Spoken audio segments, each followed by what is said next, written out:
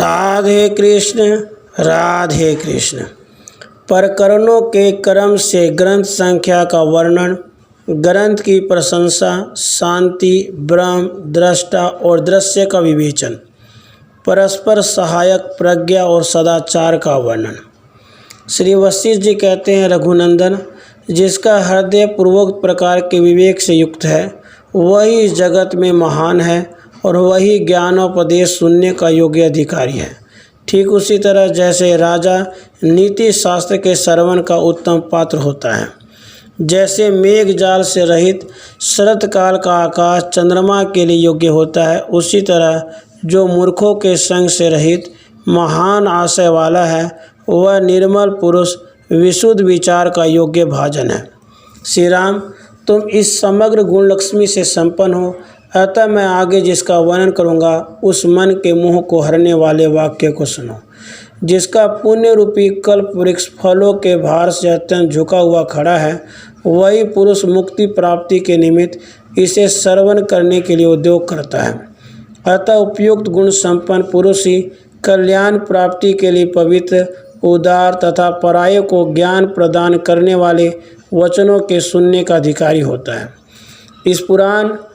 इस संहिता मोक्ष साधन की प्रतिपादिका सारभूत अर्थों से परिपूर्ण और मोक्षदायिनी है। इसमें 32,000 श्लोक बतलाए जाते हैं। जैसे गाढ़ निद्रा के वशीभूत हुए पुरुष के सामने दीपक जला दिए जाने पर यद्यपि उसे प्रकाश की कामना नहीं रहती तो भी प्रकाश होता है, उसी प्रकार इस संहिता के परिशीलन से इच्छा न रहते हुए भी निर्वाण की प्राप्ति हो जाती है। यह संहिता स्वयं सम्यक प्रकार से परिशीलन करके जानी गई हो अथवा अन्य द्वारा वर्णन किए जाते समय सुनी गई हो तो भी पाप ताप की शांति द्वारा सुख की हेतुभूता देवनंदी गंगा के समान यह ज्ञान के उपशम द्वारा तुरंत सुख प्रदान करती है। जैसे रस्सी का पूर्ण ज्ञान हो जाने से उसमें उत्पन्न हुई सर्व भ्रांति नष्ट हो जाती है, उसी तरह इस संहिता के सम्यक परिशीलन से संसार दुख शांत हो जाता है। इस संहिता में पृथक पृथक रचे गए 6 प्रकरण हैं जो युक्ति युक्त अर्थ वाले वाक्यों से युक्त और सारा दृष्टांतों से भरी हुई सुक्तियों से समन्वित है। उनमें पहला प्रकरण वैराग्य नाम से कहा गया है, जिसके अध्ययन से उसी प्रकार वैराग्य की वृद्धि होती है जैसे मरुस्थल में भी जल के सिंचन से वृक्ष बढ़ता है। जैसे मणि के भली भांति मार्जित किए जाने के कारण उत्पन्न हुए प्रकाश से उसमें निर्मलता प्रकट हो जाती है, उसी तरह 1,500 श्लोकों से युक्त इस वैराग्य प्रकरण का विचार करने से विषयों के दोषों का परिज्ञान होने के कारण उत्पन्न हुए विवेक के प्रकाश से हृदय में शुद्धता का उदय हो जाता है। उसके बाद मुमुक्षु व्यवहार प्रकरण नामक प्रकरण की रचना की गई है। इस प्रकरण में केवल 1,000 श्लोक है। युक्तियों से भरा होने के कारण यह अत्यंत सुंदर है और इसमें मुमुक्षु पुरुषों के स्वभाव का वर्णन किया गया है। इसके बाद तीसरा उत्पत्ति प्रकरण आता है जो दृष्टांत और आख्याकियों से परिपूर्ण तथा विज्ञान का प्रतिपादक है। उसमें 7,000 श्लोक हैं। इस प्रकरण में अहम और तवम जिसका स्वरूप है एवं जो वास्तव में उत्पन्न होकर भी प्रकट हुई सी प्रतीत होती है, दृष्टा और दृश्य के भेद से समन्वित उस सांसारिक संपत्ति का वर्णन किया गया है।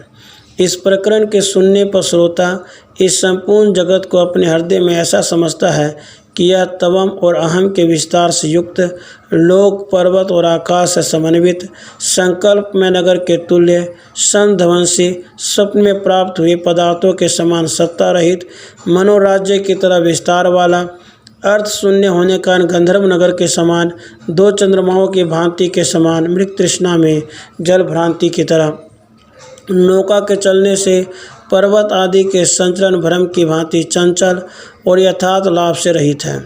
और जैसे सुवर्ण में कंकन, जल में तरंग, आकाश में नीलिमा असत है, वस्तुतः यह क्रमशः अपने अपने अधिष्ठान के ही अंग है, उसी तरह यह जगत असत होकर भी सत रूप से उत्पन्न हुआ है। परमार्थ दृष्टि से तो यह उस विज्ञान रूपी शरत काल के आकाश के समान है जिसका ज्ञान रूपी कोहरा पूर्ण रूप से शांत हो गया है।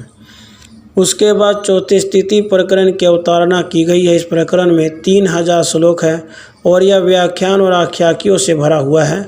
ब्रह्म ही दृष्टा और दृश्य भाव को स्वीकार करके इस प्रकार जगत रूप और अहंकार से अस्तित्व को प्राप्त हुआ है, ऐसा इस प्रकरण में कहा गया है। इसी तरह यह जगत भ्रम जो 10 दिशाओं के मंडल को विशालता से देदीप्यमान है और चिरकाल से वृद्धि को प्राप्त होता आया है, यह विषय भी उस प्रकरण में समझाया गया है। उसके बाद 5वां उप शांति प्रकरण कहा गया है। इसमें 5000 श्लोक है। यह परम पावन तथा विविध युक्तियों से युक्त होने के कारण अत्यंत सुंदर है। इस प्रकरण में यह जगत है, यह मैं हूँ, यह तुम हो, यह वह है, यूँ उत्पन्न हुई भ्रांति किस प्रकार पूर्ण रूप से शांत होती है, यह विषय बहुत से श्लोकों द्वारा बतलाया गया है। उपशम प्रकरण का श्रवण करने से यह संसार प्रायः शांत हो जाता है, क्योंकि जिसका भ्रांत स्वरूप सम्यक प्रकार से शांत हो गया हो, ऐसी संस्कृति का संतास मात्र अवशिष्ट रह जाता है। उसके बाद निर्वाण नामक छठे प्रकरण का वर्णन किया गया है। उसमें शेष 14,500 श्लोक हैं। यह प्रकरण ज्ञान रूपी महान पुरुषार्थ का देने वाला है। उसे जान लेने पर सारी कल्पनाएं शांत हो जाती है और परमात्मा की प्राप्ति रूप परम कल्याण हस्तगत हो जाता है। अधिक क्या उक्त प्रकरण के ज्ञाता पुरुष के संपूर्ण सांसारिक भ्रम मिट जाते हैं। वह निर्विषय चैतन्य प्रकाश रूप विज्ञान स्वरूप आदि व्याधियों से रहित और आकाश मंडल के समान निर्विकार हो जाता है। उसकी सभी जगत यात्राएं शांत हो जाती है और वह कृतकृत्य होने के कारण स्वस्थ हो जाता है। वह प्रकृति और प्रकृति के कार्यभूत संपूर्ण विश्व में कर्ता के हिमान और ग्रहण त्याग की दृष्टि से रहित हो जाता है। इसलिए वह देहधारी होते हुए विदेशा एवं संसारी होते भी असंसारी प्रतीत होता है। उसका अहंकार रूप पिशाच नष्ट हो जाता है और वह देह युक्त होते हुए भी शरीर रहित सा रहता है। चैतन्य घन परमात्मा अपने अंदर कल्पित आकाश में प्रत्येक परमाणु में सहस्रों लोकों की रचना करके उन्हें धारण करता है और स्वयं उन्हें देखता है। श्री राम जैसे उपजाऊ खेत में उचित समय पर बोए गए उत्तम बीज से अवश्य ही श्रेष्ठ फल प्राप्त होता है, उसी तरह इस संहिता को हृदयंगम कर लेने से परमार्थ विषय ज्ञान सुलभ हो जाता है। जैसे प्रातःकाल होने पर प्रकाश का होना अवश्यंभावी है, वैसे इस संहिता को चित्त में धारण कर लेने मात्र से निश्चय ही उत्तम विवेक की उपलब्धि होगी। विद्वानों के मुख से इसका श्रवण करके अथवा स्वयं इसे समझकर धीरे धीरे विचार करने से जब बुद्धि सुदृढ़ रूप से संस्कृत हो जाती है, तब पहले हृदय में सभा स्थान को सुविभूषित करने वाली ऊंची लता के समान संस्कार युक्त विशुद्ध वाणी का उदय होता है। फिर महान गुणों से सुशोभित व श्रेष्ठ चतुरता प्रकट होती है, जिससे राजा तथा देवगण भी प्रसन्न होते हैं। जैसे सुंदर नेत्रों से युक्त पुरुष रात्रि के समय दीपक हाथ में लेकर सही पदार्थों को देख लेता है, उसी तरह बुद्धिमान मनुष्य सर्वत्र पूर्वापर का ज्ञाता हो जाता है। इस ग्रंथ के अभ्यास से जिसका ज्ञान अंधकार रूप आवरण फट गया है, इसलिए जो पदार्थों के परिविभाजन में समर्थ हो गई है, ऐसी प्रज्ञा कालिमा रहित रत्न दीपक के लौ के समान उत्कृष्ट प्रकाश वाली हो जाती है। प्रस्तुत ग्रंथ का ज्ञाता पुरुष चाहे भय हेतुओं के सम्मुख क्यों न खड़ा हो, फिर भी जैसे बाण बड़ी बड़ी चट्टानों को विदृत नहीं कर सकते, उसी तरह भयंकर सांसारिक भय उसको हृदय को पीड़ा नहीं पहुंचा सकते। इस ग्रंथ के अध्ययन से जन्म में प्रारब्ध की और कर्म में पुरुषार्थ की कारणता कैसे होगी, इस प्रकार के संशय समुदाय दिन में अंधकार की भांति विलीन हो जाते हैं। इस ग्रंथ का विचार करने वाले पुरुष के हृदय में समुद्र किसी गंभीरता का, सुमेर गिरु किसी धीरता का और चंद्रमा किसी शीतलता का उदय हो जाता है। जब हृदयाकाश में सम के आलोक से विभूषित विवेक रूपी निर्मल सूर्य का उदय होता है, तब निश्चय अनर्थ सूचक काम आदि धूमकेतु अपना उदय नहीं ले पाते। धैर्य की पराकाष्ठा को प्राप्त हुई जो बुद्धि धर्म रूपी दीवार में गाढ़ रूप से संलग्न हो गई है, उसे मानसिक चिंताएं विचलित नहीं कर सकती। जैसे वायु चित्र लिखित लता को नहीं कंपा सकती, तत्वज्ञ पुरुष विषय शक्ति रूप गड्ढे में नहीं गिरता, क्योंकि जिसे उत्तम मार्ग का ज्ञान है वह भला गड्ढे की ओर क्यों दौड़ेगा। सत्शास्त्रों के परिशीलन से जिनका चरित्र उत्तम हो गया है, उनकी बुद्धि यथा योग्य प्राप्त शास्त्र अनुकूल कर्म में ही रमण करती है। ठीक उसी तरह जैसे पतिव्रता स्त्री अपने अंतःपुर के आंगन में ही प्रसन्न रहती है। जिस पुरुष का अंतःकरण मोक्ष साधन के अनुभव से शुद्ध हो गया है, उसे भोग समुदाय न तो कभी पीड़ित ही करते हैं और न आनंद ही देते हैं। वह अनिष्ट कार्यों के प्राप्त होने पर न तो द्वेष करता है और न इष्ट कार्यों के नष्ट हो जाने पर उनकी आकांक्षा ही करता है, बल्कि वह कार्य फल आदि के स्वरूप का ज्ञाता होकर भी जड़ वृक्ष की भांति अनभिज्ञ का सा आचरण करता है। वह साधारण जन की तरह समयानुकाल प्राप्त हुए पदार्थों से ही निर्वाह करता हुआ देखा जाता है, यहाँ तक कि अथवा अनिष्ट फल के प्राप्त होने पर भी उसके हृदय में स्वल्प मात्र भी विकार नहीं होता। राघव, इन संपूर्ण शास्त्र को बचवाकर और समझकर फिर इस पर विचार करो। यह कथन मात्र नहीं है, बल्कि देवों के वरदान और शाप की भांति इसका फल अवश्य प्राप्त होता है। यह सुंदर शास्त्र उत्तम ज्ञान से युक्त, अलंकारों से विभूषित, काव्य स्वरूप और सरस है। इसमें दृष्टांतों द्वारा विषय का प्रतिपादन किया गया है। जिसे थोड़ा भी पद पदार्थ का ज्ञान है वह स्वयं इसे समझ लेता है, किंतु जो स्वयं इसे जानने में असमर्थ है इसे पंडित के मुख से सुनना चाहिए। जैसे संकल्प द्वारा निर्मित नगर में पुरुष को हर्ष विषाद बाधा नहीं पहुंचाते, उसी तरह संसार भ्रम का परिज्ञान हो जाने पर यह भी कष्टदायक नहीं होता। जैसे यह चित्रलिखित सर्प है, वास्तविक सर्प नहीं है, ऐसा जान लेने पर वह सर्पजनित भय का दाता नहीं होता, उसी तरह इस दृश्य संसार रूपी सर्प का यथार्थ ज्ञान हो जाने पर यह भी सुख अथवा दुख नहीं देता। जैसे चित्रलिखित सर्प का पूर्ण ज्ञान हो जाने पर उसका सर्पत्व भी नष्ट हो जाता है, उसी प्रकार संसार का वास्तविक स्वरूप ज्ञात हो जाने पर यह स्थित रहते हुए भी शांत हो जाता है, अर्थात इसका प्रभाव नहीं पड़ता। रघुनंदन, यह शास्त्र ज्ञान का विस्तार करने वाला और बुद्धि द्वारा ग्रहण किए जाने वाले सारभूत पदार्थों की परमावधि है। अब मैं इसका वर्णन करता हूँ, सुनो। पहले जिस विधि से यह शास्त्र श्रवण किया जाता है तथा जिस परिभाषा से इसका यथार्थ रूप से विचार करने का विधान है, वह अवतरणिका का श्रवण करो। जिसे देखे हुए पदार्थ के सादृश्य से अनुभव में न आए हुए पदार्थ का ज्ञान कराया जाता है, बोध उपकार रूप फल प्रदान करने वाले उस सादृश्य को विद्वान लोग दृष्टांत कहते हैं। श्री राम, जैसे रात्रि में दीपक के बिना घर में रखे हुए बर्तन आदि सामग्रियों का ज्ञान नहीं हो सकता, उसी तरह दृष्टांत के बिना अपूर्व अर्थ का बोध होना असंभव है। उपमान और उपमेय के जिस कार्य कारण भाव का प्रतिपादन किया गया है वह परब्रह्म को छोड़कर शेष सही पदार्थों के साथ लागू होता है। मैं यहाँ ब्रह्मोपदेश के प्रसंग में तुमसे जो दृष्टांत कह रहा हूँ उसमें एक देश के साधर्म्य से प्रकृति अर्थ का परिग्रहण किया जाता है। यहाँ ब्रह्म तत्व का बोध कराने के लिए जो जो दृष्टांत दिया जाता है वह स्वप्न में प्रतीत होने वाले पदार्थों की तरह मिथ्याभूत जगत के अंतर्गत ही है, ऐसा समझना चाहिए। उत्पत्ति के पहले और विनाश के उत्तर काल में जैसे यह जगत अभावग्रस्त था, उसी तरह वर्तमान काल में भी विचार करने पर अवस्तु भूत ही है। अतः मिथ्यात्व के कारण जागृत और स्वप्न इन दोनों की समानता है। यह प्रसिद्ध बात बालकों तक की समझ में आ सकती है। मोक्ष साधनों के निर्माता ग्रंथकर्ता महर्षि वाल्मीकि ने दूसरे भी जिन ग्रंथों की रचना की है उनमें भी ज्ञातव्य वस्तु का ज्ञान कराने के लिए केवल यही व्यवस्था रखी है कि दृष्टांतों के जिस अंश से समता संभव उसी अंश के साथ समता रखी जाए। चूँकि यह जगत स्वप्न संकल्प और ध्यान से कल्पित नगर के समान मिथ्या है, इसी कारण यहाँ वे ही दृष्टांत दिए गए हैं, दूसरे नहीं।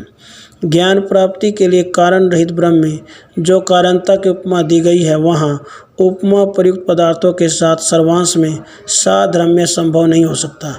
अतः विवाद रहित बुद्धिमान पुरुष को ज्ञान प्राप्ति के लिए उपमान से उपमेय का एक अंश में ही साधर्म्य स्वीकार करना चाहिए। पदार्थों के अवलोकन में दीपक के प्रकाश मात्र के अतिरिक्त उसके पात्र, तेल और बत्ती आदि किसी का उपयोग नहीं होता। केवल एक देश के सादृश्य से उपमान उपमेय का ज्ञान करा देता है। जैसे मणि दीप यु, इस दृष्टांत में उपमान दीपक केवल प्रकाश से उपमेय मणि का बोध होता है। दृष्टांत के अंश मात्र से ज्ञेय तत्व का ज्ञान हो जाने पर तत्वमसि आदि महावाक्यों के अर्थ का निश्चय उपादेय रूप से ग्रहण करना चाहिए। कुतार्किकता का आश्रय लेकर अनुभव विरुद्ध अपवित्र विकल्पों द्वारा प्रभुत्ता का नाश नहीं करना चाहिए। श्री राम दृष्टांत के द्वारा अद्वितीय आत्मज्ञान स्वरूप शास्त्रार्थ के ज्ञान से महावाक्य अर्थभूत ब्रह्म स्वरूप से सम्यक प्रकार से सिद्ध हुई शांति को ही निर्वाण कहा जाता है।